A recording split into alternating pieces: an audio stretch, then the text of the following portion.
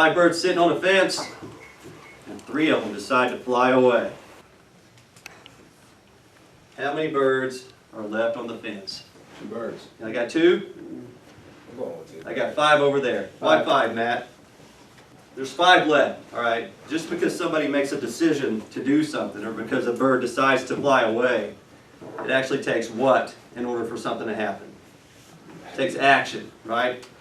So, congratulations to everybody in here on just being here. You decided, I'm going to be an insurance agent, and then you did what Doc did. You went and you passed your test, and boom, you're an insurance agent. So let's learn about selling insurance a little bit. In a sales environment, there are certain things that happen, that typically happen in a successful selling environment, all right? We're not out there just winging it. We're not out there just hoping we make a sale. There's actually a process that we engage in, that we go through in order to make it happen. All about communication, right? So we're going to, today, part 1, we'll talk about the things that should happen before we actually have gained permission to even ask for the sale, all right? And by the way, we do have to ask for the sale, don't we? They don't ever just volunteer it, right? You got to ask for it. Well, there's certain things that need to happen so we know that we're at a point in the presentation that it's okay to ask, okay? All right? So we call it the sales cycle. In the sales cycle, we're going to have like a bell-shaped curve. Why the bell-shaped curve? Well, by show of hands, who would agree that the sales process is an emotional process? Who would agree that a big reason that people buy insurance is for an emotional reason? Good. So as we work our way towards the top here, which would be purchasing decision, it's at the height of, what's the word? Emotion. Emotion, that's right. So the reason that the curve goes up is as emotion goes up towards that purchasing decision, that's what we're striving towards. All right, we don't just go in at the bottom when emotions they're really non-existent. At the bottom, it's just a bunch of stress. Yours is high, theirs is high. But we're working our way up to a purchasing decision. We have to know how to handle their emotion and ours simultaneously. So, a long time ago, I wanted to buy a pickup truck. I told my wife I didn't want to have a car payment, so I wanted to buy a pickup truck that had manual windows, vinyl everything, standard transmission, and I made the mistake of driving by a Lincoln dealership, and I saw this beautiful white chocolate was the name of the color. It was gorgeous. And Lincoln Mark LT pickup truck, waterfall grill, and because I'm an emotional person, it's like I took my billfold out of my pocket and I just threw it at the truck because I was willing to pay whatever it took to get the truck. So that serves as proof. Anybody bought a car in here before? It's such an emotional process, isn't it? You buy a house, man, that's emotional too. It's crazy. So insurance is largely the same way. All right, so at the beginning of our sales cycle, the first thing that has to happen is we have to have a prospect. I'm not going to go in depth on prospecting a lot today, but that's the first thing that we have to have is a prospect. A little bit about prospecting, which is ironic because it's the most important thing that you can do. But there's a different time that we need to spend time on it. But prospecting is just, that's everything. All right, we all know that running appointments is kind of fun, but if we don't prospect, we have got nobody to see. And I'm sure you've noticed that we don't have a retail frontage here. We're in an office building. We don't get a lot of action. We don't get a lot of people coming up to see us. One thing I like about our business is that it is proactive. You get to decide when you work and how many people you see, and you don't have to wait for people to show up to see you. But that can be challenging as well. So when should you prospect? Always. Always be prospecting, all right? You don't necessarily have to go out to prospect, but you can at least prospect while you're out, all right? And who's a good prospect? Who? Anybody. Anyone that's Seniors? breathing. I thought you said senators. They're good too. They're good too. Anybody's a good prospect. When you're at the car shop getting your oil changed, you got prospects all around you. All right. Certainly when you're at Dunkin' Donuts, getting your day started, prospects all around you. So you know the the agent that is a good prospector, that is typically the agent that's going to make it in the business. We learned early on that if I don't get good at prospecting, it might be time for me to look to do a different business. So prospecting, very important. But we've got our appointment set. Our appointment is set now, and we're going to be interactive here with each other. Now that my appointment is set, what do? Not everybody at once. My appointment is set. What do? What do? Fill out an appointment sheet. Fill out an appointment sheet. That's probably a good idea. All right. Got their address. Know where I'm going. So I'm going to start. Essentially, I'm going to start my approach with the prospect. A couple of things to keep in mind. Some do's and don'ts. Get real elementary here. When it comes to your car should be clean. That's right. Your car should be clean, free from clutter. Frequently, has this happened to anybody? I know when I was in the field, a lot of times I'd make that sale, and just the warm and cozy just wouldn't stop, so they'd follow me all the way out to my car. And they'd say, "Oh, what kind of car is this?" And I'll be like, "Well, that is a Portofino blue Ford Ranger right there." and then from there, it went on to be a Volkswagen Jetta, one of my favorite cars that I had. But it's important that the car is clean to avoid just that embarrassment, but also frequently when I was in the field, and I'm on that big annuity case, all right? And where's their money? It's at the bank, right? So what do I want to do to get the money? I want to go to the bank and get the money, and that usually involves me having to take them with me. I've never been able to get money out of a bank, out of somebody else's bank account without them actually being there with me. So that means they're going to have to ride in my car, and just want to make sure it's clean at all times. So I got a clean car. Let's talk about me for a second. So my car needs to be clean. I also need to be clean. That's right. All right. Clean shaven, groomed. One thing that's very important in this business is your fingers. You need to be a hand model, if you will. People see you writing with a pen a lot. Keep your fingernails cut, clean, presentable. I'm clean. My car's clean. I'm in the car. I'm going to see the prospect. I park the car. Where do I park the car? In the street. In the street? Not in front of the mailbox. Huh? Not in front of the mailbox. Not in front of the mailbox? Good point. driveway. That's right. Park the car in the street, not in front of the mailbox, because if I park in front of the mailbox, I could be setting myself up for an interruption. All right? When I park in the street, one thing I learned when I moved up to Tulsa is you have to park on the right side of the street. I was in a house one time, got a door knock, it was a police officer. I parked my car facing the wrong way in the street. I didn't know that was possible. I grew up in Surreal. You could just park. We just parked right in front of our front door in the yard. But yeah, do your best to not park in the driveway. Avoid parking in the driveway. What are some reasons we don't want to park in the driveway? Because somebody might need to pull out, or if somebody needs to move their car, or for whatever reason. Yeah, you're setting yourself up for disruption. You know, we've seen this happen. You're right in the middle of an appointment, and just right when you're getting to that special moment and business is about to happen, you know, their 45-year-old son comes out of the back bedroom with the Pink Floyd T-shirt on. You got to move your car, man. I got to go to work. So yeah, so make sure we avoid that.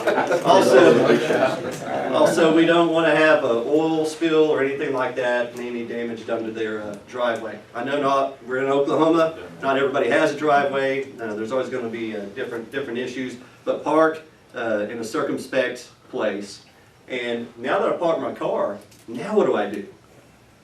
Gather your stuff. Huh? Gather your stuff. Gather my stuff, yeah. And I'm not going to take 10 years to gather my stuff. I got my stuff in my bag. I'm ready to rock and roll. I'm going to park my car, say my prayer real quick.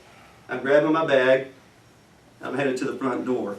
What do I not want to do as I'm walking to the front door? Cut across their lawn. Cut across their lawn. Why? Shows disrespect. It shows disrespect, yeah.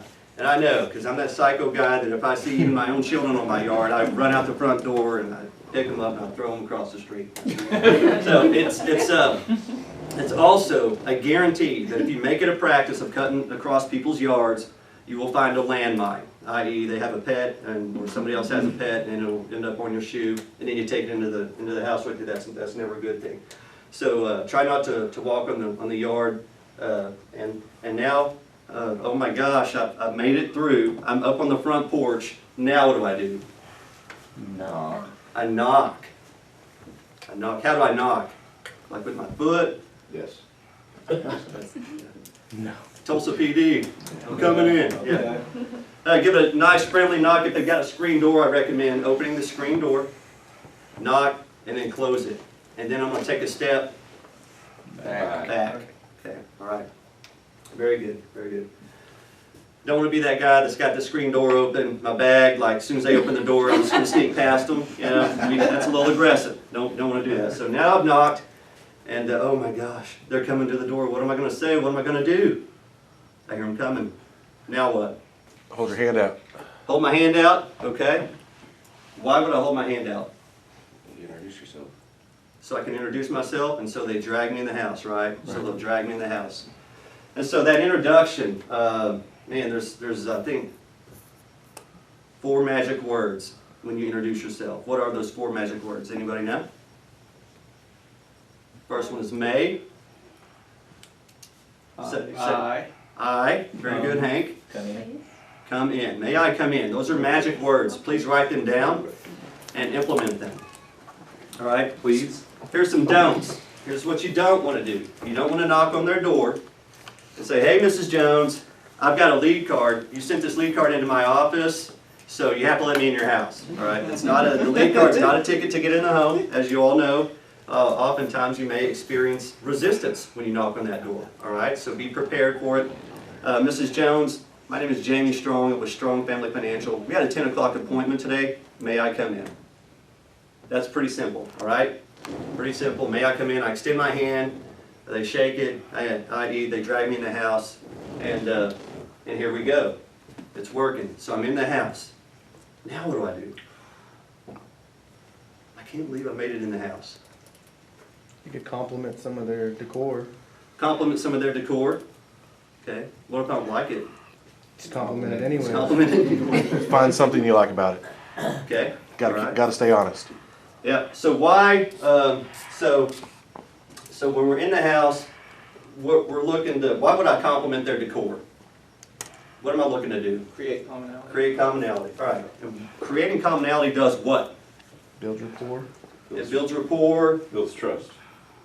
Okay. Another thing it does is because man, I can't believe I made it in the house. I'm nervous. My stress is high, and their stress is also high. Who is this dude in our house? He called. He said a bunch of stuff on the phone. Not sure why we set this appointment. He's probably here to sell us insurance. So we want to get the stress down. All right. So establishing commonality, building rapport, building trust. All things to get that stress level down, all right? A short, simple way to put it is get in there and have some fun, all right? Just get in there and have fun, be yourself, and just you know, talk to them like you've known them for 20 years. Very, very important. Something I would commonly do that I always thought was funny, I learned from somebody else, is I'd walk in the home and they got pictures of family on their wall. I'd always just say, who are all these ugly people? Is this your family? And just to break the ice a little bit. Probably crashed and burned a couple times doing that too. So we're establishing commonality. I'm in the home, and where am I going? To the table. Why do I want to go to the kitchen table? That's where business is done. So our business is done. They can sign an application on the table. Probably not a TV in the kitchen. All right, so what happens though, oftentimes, is you get into the home and they say, sit here. And here is On a couch. on a couch. And hopefully it doesn't have one of those white pads on it, all right? You know? So it's the living room shuffle, all right? We're all professionals here, but we have to understand that we are working with professionals out there. You're not the first insurance agent that's been in their home. We want to get to the kitchen table. Sometimes they know, man, don't let them get to the kitchen table. We'll end up buying something, right? All right, so how might I get to the kitchen table when the living room shuffle is on? Ask. That's usually a good thing to do. All right. Ask. All right. You know what, Mr. and Mrs. Jones, it sure made my job a lot easier if we could get to the kitchen table. Well, it's dirty. Well, you know what? What we're gonna do today, we're gonna get that table cleaned off today. Then we're gonna at least accomplish that. So ask, if you see the kitchen table, you can just be assumptive and just walk towards it, all right? Okay? If there's no kitchen table, if it's just one of those homes that you just, it isn't working out for you, now what do you do? Any ideas? Coffee table? Coffee table. You got to create a kitchen table. That's what you got to do. All right. So we get to the kitchen table, coffee table, if that's turned into the kitchen table, and now we're going to do what? We're gonna arrange the seating. We're going to arrange the seat. I told you not to answer, Hank. How are we going to arrange the seating? There's an agent, there's a husband, and there's a wife. All right. In the middle. Agent's right here. Where do I want the husband and wife? Either side of you. I'm sorry, what, Brandon? Each side of you. So you're saying At both ends of the table. husband here, wife here? Okay. Or right beside them. Sitting Adam- next to each other. Adam, you want them sitting next to each other? Mhm. Okay. All right. Which one's right? Which one's the right answer? I said there's no right or wrong. I lied. There is a right answer. We want them sitting by each other. All right. And growing up, I can remember this happening in my own house. My dad was an insurance skeptic. My mom wanted to buy anything that anybody was ever selling. And so my dad would be over here, my mom would be over here, the insurance guy would be in the middle, and talking to my mom, because my mom was the most engaging, the most interested, and the whole while my dad's just looking across the table at my mom doing this. You know. So also when we're in this position, who do we present to? The husband or the wife? Huh? The decision. The wife, of course you're going to say that, yeah. That's right. Well, what if the wife doesn't make the decisions? What if the husband makes all those decisions? So we're going to put them together so we avoid any miscommunication, right? Also so our head's not going back and forth communicating between the two. Also putting people together allows you the opportunity to have some fun with that and to create more of an emotional experience. Tell the story of a water filtration gentleman comes to my house one time, and he's got this huge little kid. He knocks on the door. Hey, we got a 10 o'clock appointment. May I come in? Classic. I'm like, this guy's doing well. It's going to be a good insurance salesman after this meeting is over, right? So he walks right into my kitchen, and he, without asking, he just starts taking my kitchen sink apart, all right? And what did I do when he was doing that? Watched it. I just watched him. Did I say, stop doing that? No, because he just took control of my house, you know, and I didn't want to be confrontational. And that, by the way, that's just how that's human inclination. But he walks in and starts taking the kitchen sink apart, puts his little contraption on there, and just starts to steal the show. One thing he did with my wife and I is he asked us, he said, Jamie, I want you to go stand by the sink and put your right hand behind your back. And so, you know what I did? Whatever he told me to do. And so I did that. And he goes, Bridget, I want you to stand by your husband, and I want you to put your left hand behind your back. Okay, so we're standing side by side. My hand's behind my back. Her hand is behind her back. And he says, Jamie, grab that bar of soap. I grabbed the bar of soap. And he goes, I want you to wash your wife's hand with it. And so she's got her right hand, I've got my left hand, and we are now forced to have a little romantic moment with each other. We're physically touching each other, and he asked us, have y'all ever done that before? We can't say that we have, and we're just all giggly and just like, man, we just do whatever this guy says. Later on, he was in my shower, cleaning my shower door. He asked, do you think you'd have a big ugly man in your shower today? No, we didn't. But you're in there because we just do whatever you say. Right? It's the same when you're in the house, all right? So how powerful is it maybe to re-engage or to deflect a little bit when you have people sitting by each other that maybe have been married for 50 plus years? You know what, Mr. Jones? Look at your wife. I want you to go back and think about the first time you knew she was the one. Have them hold hands, you know, and get them engaged in the process. Even if you don't sell them anything, all right? If they can have a positive, memorable experience, maybe they experienced something that you helped them experience that hasn't been done yet, right? That no one else was able to do for them. So Positive, memorable experience. Take control in the house. If the TV's on, don't be afraid to ask to turn the TV off. If the dog is bothering you, anybody ever have a dog bother them before? Yesterday. Yesterday? You know, it's okay to ask, you know, is there somewhere we could put your dog? I'm not going to be long here. Is there somewhere we can put the dog where it's not such a distraction? All right?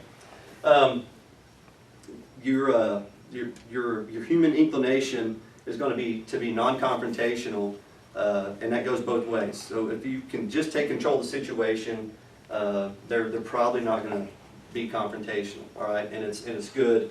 And remember, they booked the appointment. They've asked you to be there. Always keep that in mind as well. So I'm in the house. I made it to the kitchen. I've arranged the seating, and now what do? Starting to go up a little bit. The emotion is. I've arranged the seating. Now it's time to Start the fact-finding process. start the fact-finding process. All right, so this whole process that we're doing when we get into the home is called the warm up. I know my writing's terrible. Sorry about that. So we need to make that transition from warming up with them, you know, the soft comments, the warm and cozies, to transitioning into business. And it's always the transitions that give us the most problems. All right.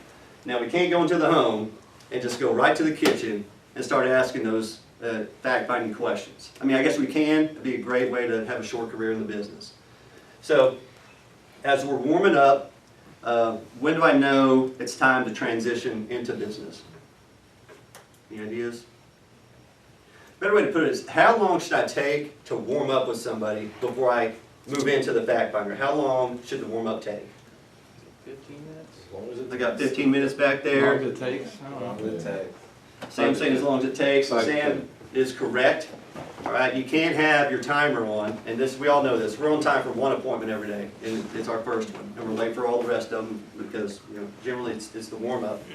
The warm up, the most important process of the meeting is the warm up, because if you can't get past the warm up, you're in no danger of gaining trust or making any sale. So you can't go in there with the mentality of, you know what, Mr. and Mrs. Jones, I've got other appointments to run today. I've been warming up with you for 15 minutes. Now it's time for me to transition into business. Okay, it just doesn't work that way. But in your mind, you should have at a conscious level of awareness where you're at when it's time to make the transition. So when it comes to the transition time, one thing that I love is to have visual aids. So we've got this fact finder. It's got these 4 puzzle pieces on it. And what are the 4 puzzle pieces? Medical expenses. Final expense. So we have final expense, Retirement. Income we savings. have the money one, Long-term care. LTC. Medical. Retirement income savings. I already did that one. That's, yeah, clearly. Medical Medical expenses, final expenses. Medical Okay. expense. Medical, that's right, okay. All right. So let's use the fact finder to help us remember what to say when we're in the appointment. So the first part of the fact finder I'd like to have the prospect look at is the front of it. It's designed that way for a reason. So, you know what, Mr. and Mrs. Jones, thank you for having me in your home today. I've got a lot of senior citizens I'm going to be visiting with locally today. I've been here in the past. I appreciate you just having me in your home. You know, as I visit with seniors, there are really 4 areas that most seniors are concerned about, okay? Those areas being medical expenses. You know, we know that every year, just about, Medicare program gets what? Cut. It gets cut. And so it becomes more and more important to have insurance that covers what Medicare approves but does not pay for. Because does Medicare pay for everything? No, it does not. You know, especially when it comes to long-term care expenses. A lot of people are shocked to find out that Medicare actually does very little to cover long-term care expenses. And statistically speaking, I can say with statistical certainty that Mr. and Mrs. Jones, one of you is going to the nursing home. Because we know that right now about 3 out of every 5 people do. Now hopefully we beat the odds, don't get me wrong, but it's a reality and it's one of the biggest wealth killers in the world of not being financially prepared, people not having long-term care insurance, or at least a plan involved that says, this is what's going to happen, and should I find myself in a nursing home, a home health situation, an assisted living facility. When it comes to final expenses, you know, one thing that we do know is we know our date of birth, we just don't know our date of death. It's going to happen. Most people, Mr. and Mrs. Jones, would you agree that one day we're gonna pass away and meet our Maker? Sure. We can have a plan in place that makes sure that nobody's burdened financially, or we can just leave that for our family to work out upon our passing. Most people like to have a plan in place. And then, finally, retirement income and savings.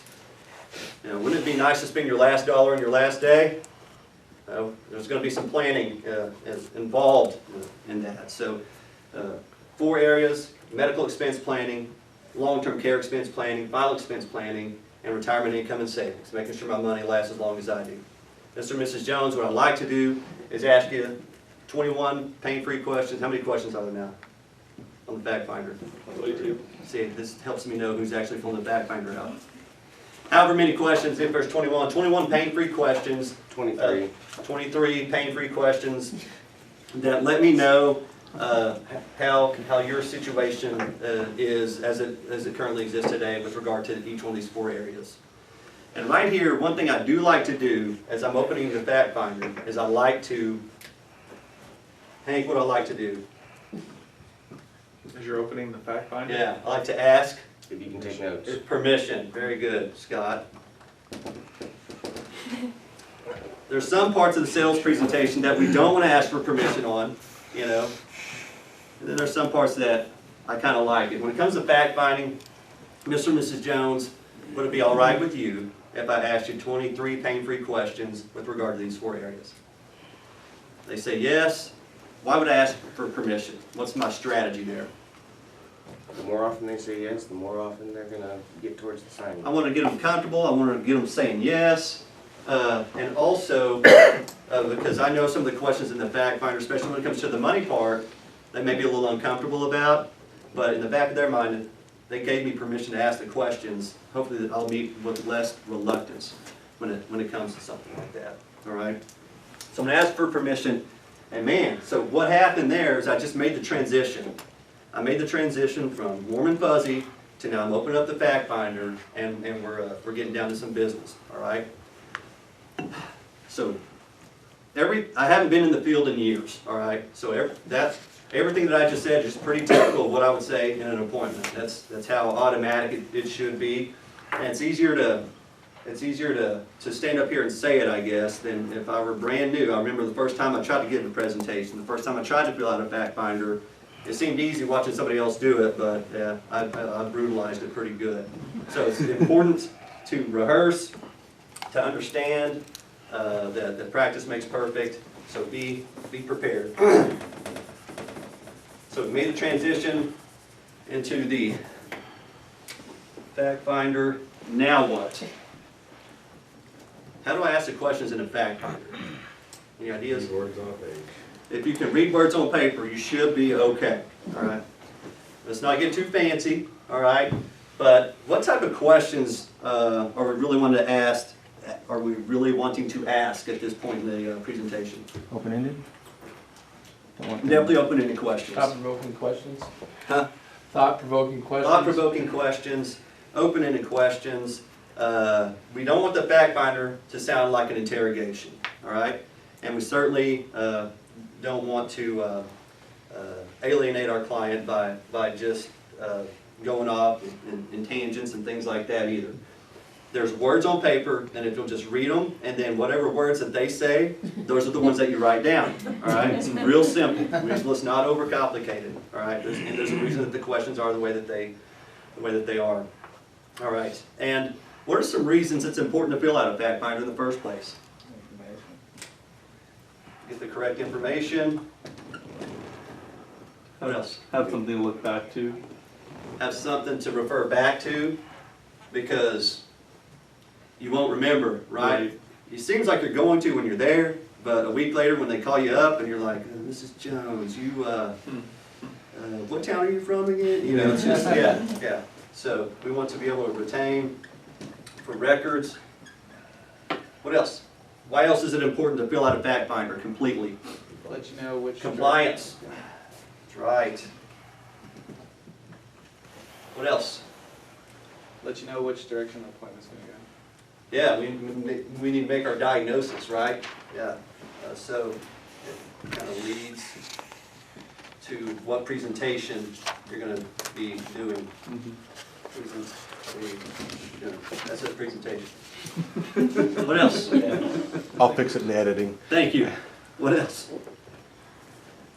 Anything else? Anything else? Going once, going twice?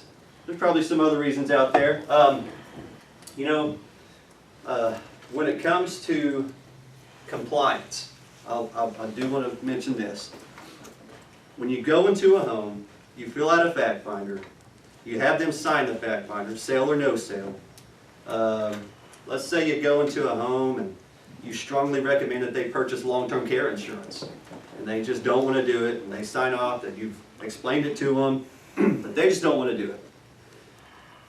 After seeing the presentation, I sign off that although the agent's recommending long-term care, I'm not going to do it. Now you've got this fact finder. What would happen if a couple weeks later one of their children comes to see them, says, hey, and they said, yeah, we had this insurance agent in our house, and then a couple weeks later, stroke happens and one of them ends up in a nursing home? Is it fathomable that the child could go after the insurance agent for not recommending long-term care insurance? I'd say in this world, absolutely. But if you've got the fact finder filled out, you know what? I tried to get them to purchase long-term care insurance, and they went so far as to sign off on them not wanting it, even at my strong recommendation to do so. It'll help keep you out of hot water, all right? Was that just a play on words right there? Yeah. So if you toes cramping up. If you were to make a recommendation that they purchase life insurance, any product, as long as you've got the fact finder filled out and signed, by the way, a very important part as well. If the insurance commissioner's office were to call you and say, why did you sell this person whatever product you sold them, you'd be able to pull that fact finder out and say, you know what, I've got a fact finder filled out and I'm happy to let you see it. All right, that's one of the first things that an insurance commissioner's office would probably do. They just want to know, why did you make the recommendation to sell it? Was it suitable for the client? And that's what the fact finder is all about. All right. So even if you hate filling out the fact finder, it keeps you in compliance and solves a lot of problems before they even start. So please fill out your fact finders in their entirety, and do your best to have them sign the back of the fact finder as well. All right. So filling out the fact finder, asking questions. They're answering the questions. Everything is working according to my plan. Everything is going well. It's just getting dangerous now. Now what? I've got the fact finder filled out. Now what do? Call Ollie. Do what? Call Ollie. Yeah. Call Ollie. That's something that we've implemented here at Strong Family Financial that I feel like is crucial. This is largely implemented because when Ollie was an agent, without any prompting, he was in such a hurry to do well in this business that he wanted to skip over a bunch of steps. And I don't know what products are, I don't know what I'm doing, but what I will do is I'll just get out in front of people and I'll fill out the fact finder and I'll figure out what they need, and then I'll just call Jamie. He just did that all completely on his own. And so what we realized at that point in time is that it worked out really well. You know, it kept him from thinking too much, stressing out about learning all the products. I just get in the household, develop a relationship with people, fill the fact finder out, and then I call Jamie, and Jamie just tells me what to do. Or I'll call Butch and ask Butch what box to check, right? Is it qualified or non-qualified, Butch? That's all I need to know. So call Ollie in the house, and when you call Ollie, how would we market that? You know, it's not quite the same as being at the car dealership and saying, okay, I got these numbers, let me go talk to my boss now, see what he says. Yes, Ben. I always just say, you know, I think I've got a pretty good handle on this, but I'm going to check with one of my experts in the office just to make sure that I haven't missed anything, or that I'm not seeing, that I'm missing some obvious opportunity to make a recommendation. Okay. I like that. I like that. It actually enhances your credibility, is what it does. Yeah.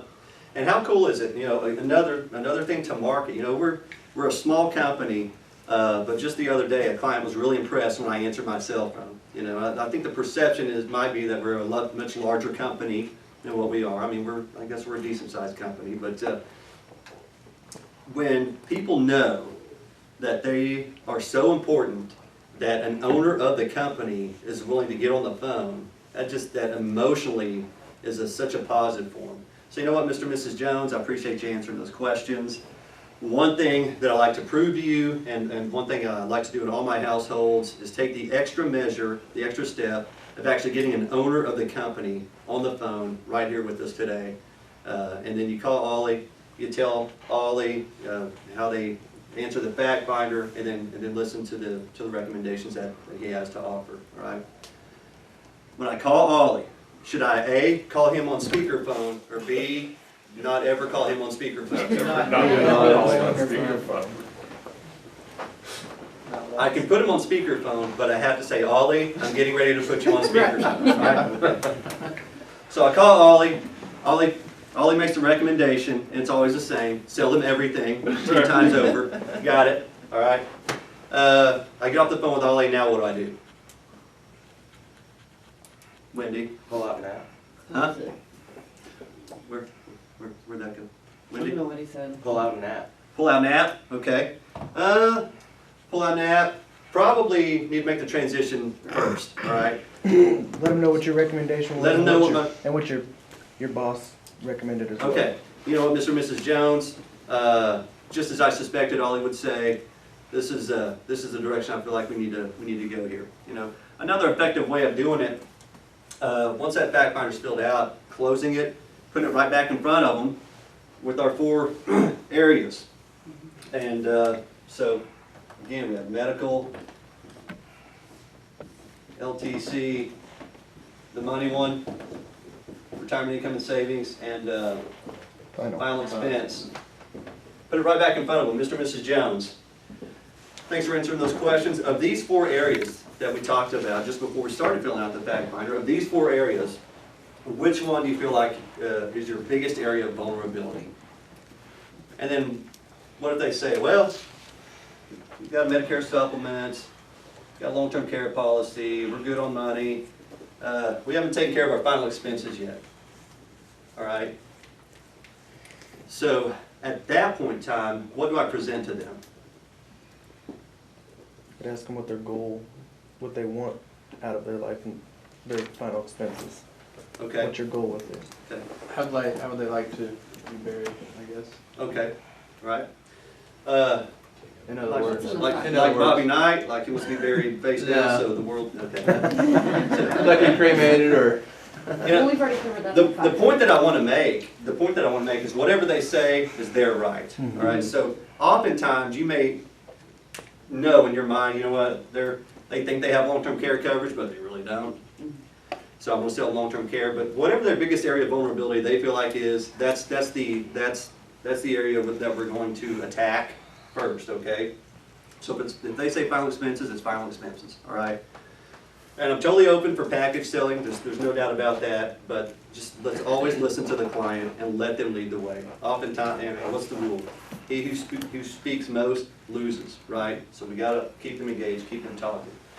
So we decide that whatever their area of vulnerability is that's the first product, I guess, or the first problem that we're going to solve. All right.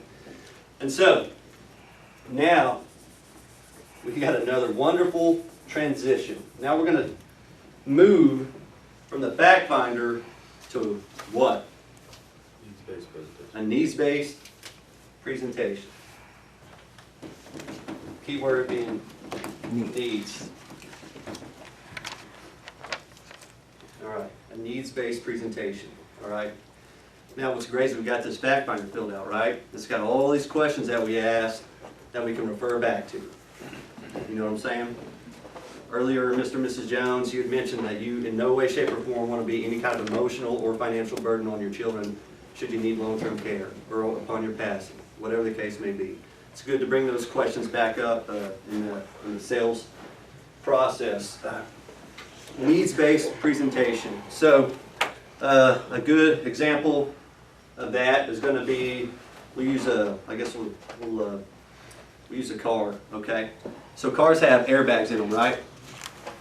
And what do airbags do? Deploy. They deploy. That's exactly what they do. They bring Provide purpose. safety and protection. They what? Provide safety and They protection. provide safety and protection. That's right. That's right. But a needs-based presentation, I don't care that airbags deploy. I care that if I'm going 90 on the freeway and I get into a wreck, that my kids are going to live. That's what a need. That's what the need is. I have the need for safety and protection for my family, and I don't care how the sausage is made, right? I just care about that final product. So long-term care. You know what's great about long-term care is if you go into a nursing home, it pays $100 a day and it does all these cool things. It's got a respite rider and yada yada yada. Who cares? What does long-term care really do? In a needs-based presentation, what does long-term care do? Protects your family. You know what, earlier you mentioned that you've got a son in California, a daughter in Florida, and here we are in Oklahoma. They've got their own respective families. This coverage is going to afford you the opportunity to not be any kind of burden on them whatsoever, should you find yourself to be one of the 3 out of 5 people that's going to need this coverage. So it's basically features and versus benefits. So we can talk about the feature. The feature in final expense being upon your passing, a check is going to be issued to your name's beneficiary, but the benefit is what?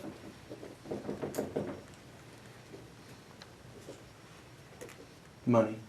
You're not gonna be a burden to your kids. The benefits here not any burden.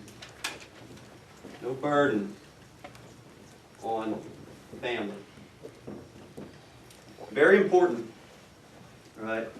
It's one thing to talk about the feature, but if you take it a step further and talk about the benefit, relate it back to them, pull up the things that they said in the fact finder, that's where special things start to happen, quite frankly. So always bring it back to the benefit, and the more that you can regurgitate things that they have shared with you, the more they know you're concerned with them, that you care about them, that you're being genuine, and they really start to feel that benefit as it starts to evolve. So, all right, so we're in our needs-based presentation, features versus benefits. It's going well. Now what? You have to ask I have to ask what? for the sale. Really? They're not going to just be like, hey, Jamie, all right, we got this. Do we need to go get our checkbook? That doesn't happen? Not very often. See, now I got some people, they're just, oh, it happens to me all the time. Yeah, you have to ask. Usually you have to ask. And so when do I ask? Always. Always. All right, that's one approach. Okay. Well, I'll say that one thing I'll say about that is you typically aren't going to get it unless you ask for it. So that's something to keep in mind. I know I can ask when I've accomplished all these things. All right, this is what I've been working towards. All right, if I don't warm up well, I don't ask. If I can't fill the fact finder out, my rule in the field is if I'm not successful in filling out a fact finder, I'm just in no danger of making a sale. If I can't even get that part of the deal done, I'm not going to be able to sell them anything. All right, I need to make a proper diagnosis anyway. So I know, when they're nodding their head, when it's making sense, and I'm constantly asking the question, how do you feel about that? Doesn't that make sense? And they're saying yes. Now it's time for me to maybe throw out a trial close. All right, trial close, and this is what we're going to end it with today. Trial close.